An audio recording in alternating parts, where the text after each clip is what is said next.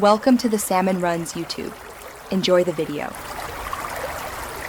In this video, I will show how to make egg sandwich at home without mayonnaise, updated.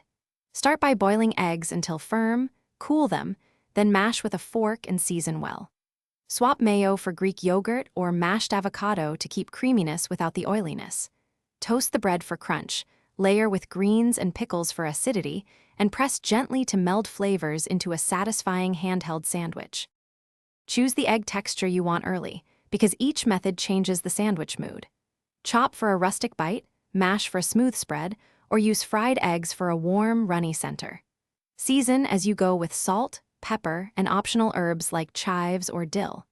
Balance richness with acidity from pickles or lemon, and always taste before adding more seasoning to keep flavors bright and balanced. If you're finding this video helpful, please subscribe and like so I can keep sharing simple recipes.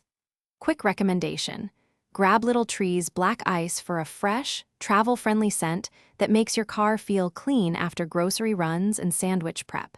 It pairs surprisingly well with kitchen road trips. Check the description for the link and other deals, and now let's get back to the video.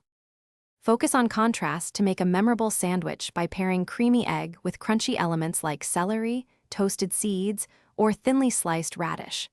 Brighten the filling using lemon juice, Dijon mustard, or a tiny splash of vinegar rather than mayo. Choose bread that holds up, such as sourdough or whole grain, and toast it lightly for extra structure.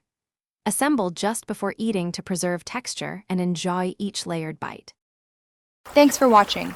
Consider subscribing if we helped you.